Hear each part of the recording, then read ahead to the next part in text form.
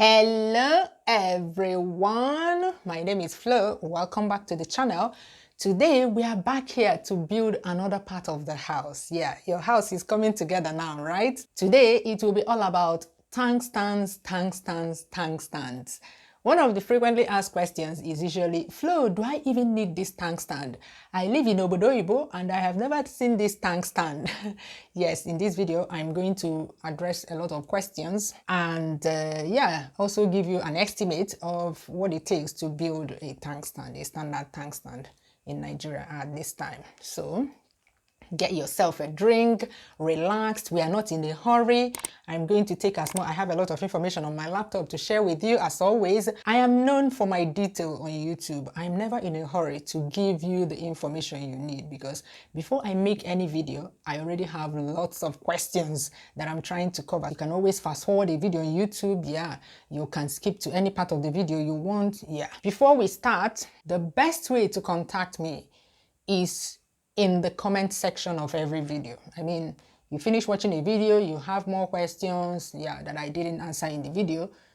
Just scroll down, just under the video, you will see a comment, one comment or two. Click on it and you'll see a box. Start typing, and after typing, you click that post icon there, and I will see it. Trust me.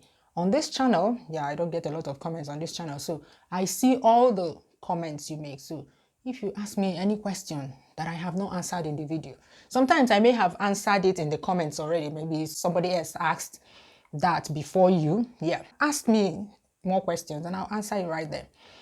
But if you want to speak with me, you want to talk with me, and you feel that you want a personalized consultation, I have a consultation service where you can pick my brain basically and pass your doubts through me and ask maybe what would you do in this kind of situation or something like that. Yes, I have a paid consultation service. You can contact me by email. Send me an email. I'll put my email on screen here, and on all my videos you'll find my email address in the description box of all my videos.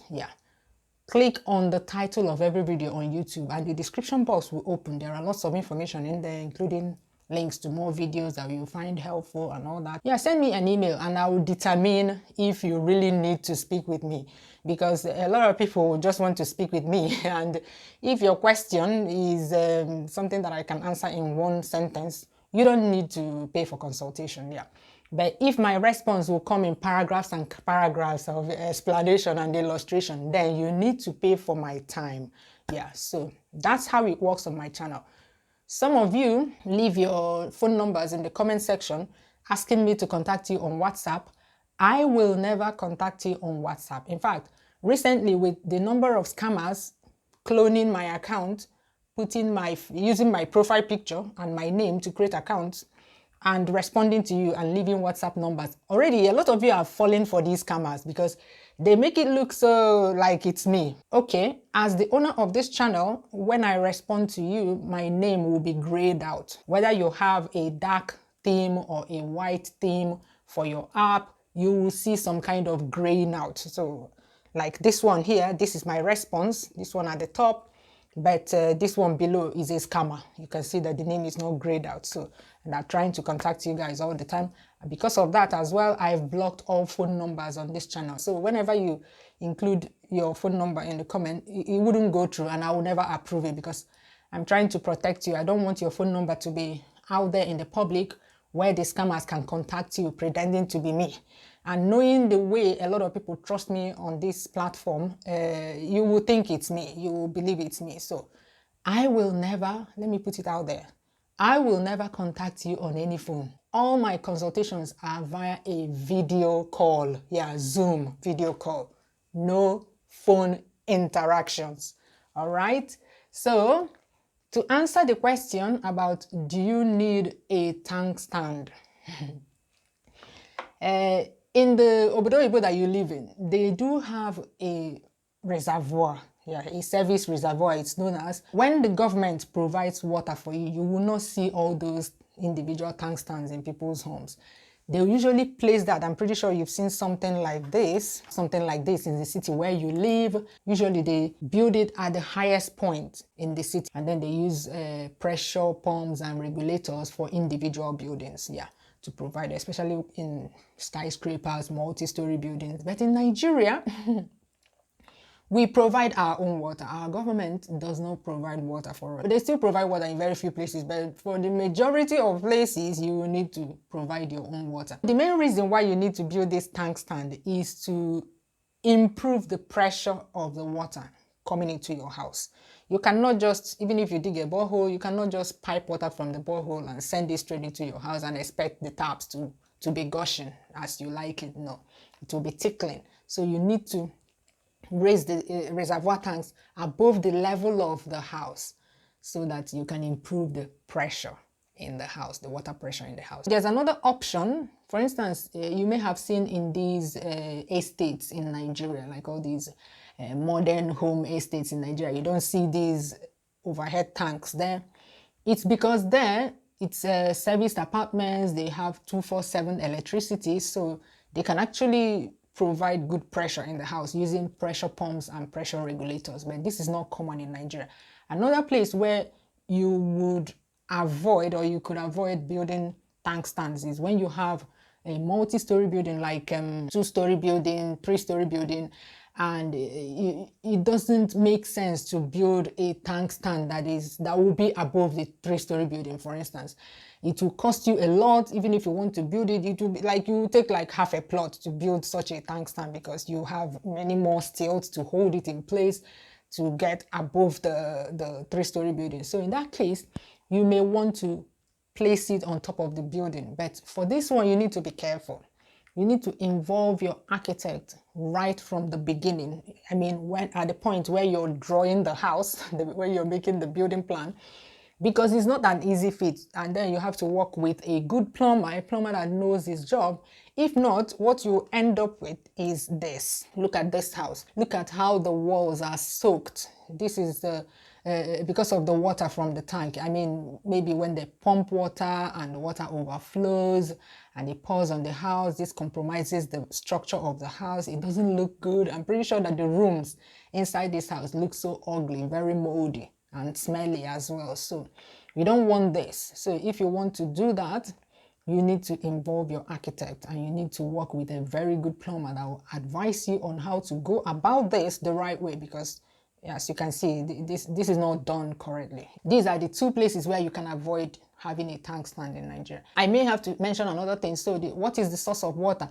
In Nigeria, if you're living in coastal areas, you can easily dig a borehole. So you need to include the cost of a borehole in this thing. But even though in this video, I'm going to talk about only making the tank stand, but I'm just trying to tell you that you need to dig a borehole. For places where you can find water, for instance, in Lagos, you can use a shovel and dig and you find water. You only need to dig deeper to find high quality water. The same thing in Port Harcourt, yeah, and all other coastal areas. That's why people from these areas, usually when they watch my video and they hear me talking about the amount of money we spent buying water, they're like, why didn't you dig a borehole? Da, da, da, da. You can easily. But what some people don't know is that there are places in Nigeria where you cannot simply find water by digging a borehole. No, it's not about money here. It's that it's not even possible. If you like, dig from this side to the other side of the earth, you will not find water. Case in point, my father's compound, you cannot find water there. Whereas in the same town, in my mom's village, you can successfully dig a borehole there and find water. And then in my husband's place, they can find water there, but it's still deep. You need to really dig deep to get water. So it's quite expensive to sink a borehole in my husband's place, even though it's possible. So what they're planning to do is that they want to come together and make one borehole for the whole family. That's the plan. In the meantime, what we plan to do is we'll bring a water tanker to fill the overhead tanks and then serve the house.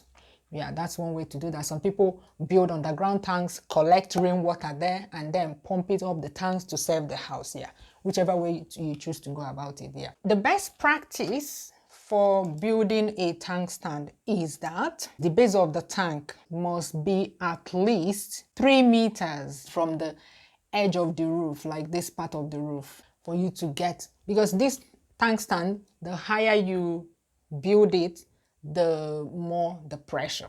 But then you don't want too much pressure in your house. You don't want the one that will start busting pipes. Of course, you're going to use PPR pipes. I've talked about that in another video. But yeah, you don't want too much pressure. You don't want to have to install pressure regulators again after building a tank stand to improve the pressure. I mean, you step up the pressure too much and then you have to step it down again. Yeah, so 3 meters is fine. Yeah, 2 to 3 meters, but 3 meters just so that there won't be any story in the future. So this is what you get. And then this is the estimate for the cost of a tank stand based on the prices of building materials in the market right now. Remember, cost of building materials are the most ever-changing things in Nigeria, especially at this time. So only take this as a guide. So how big your tank stand will be depends on how many tanks you have up there. For instance, for ours, we have 2 tanks at the topmost level, and then we have 1 tank on the first level. This 1 tank that we put on the first level is just to serve the outside taps. The 2 tanks above will be serving the whole house. So if you're going to have just 1 tank up there, they will make a smaller tank, like narrower tank stand for you. So you need steel beams, a very strong material that can withstand the weight. This one, the 6x3 H beam, is the vertical one that will carry most of the weight of the water. And the 4x2 they used to make the crossing at each level where the tanks will be. And then you have sheets of pan, foundation board. I don't want to go into all these. Oil paint, they need oil paint to protect it from rust. So they need to paint it so that it doesn't rust, because when it starts rusting, the strength is compromised and it will fall yakata for ground after some time. And then you need to transport the materials. This one I didn't put any price because it depends on the distance from your site where you're building the house to the market. So you need to transport the materials. You need to pay for workmanship. This workmanship involves casting of the concrete, digging. So in that case, yeah, you actually need to buy materials, casting materials. That's cement, sand, and gravel or stones.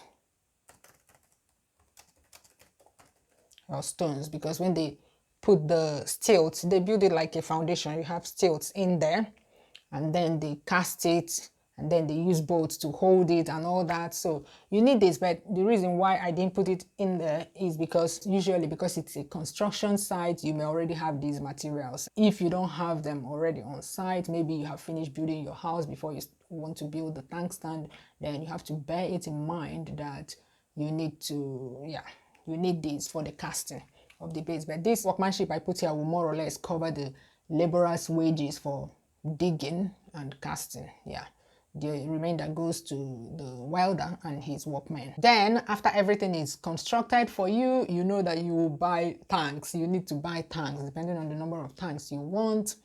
I have a video where my plumber was talking about how to recognize good tanks, in Nigeria, because you don't want the one that will install it after two serious suns has beaten it.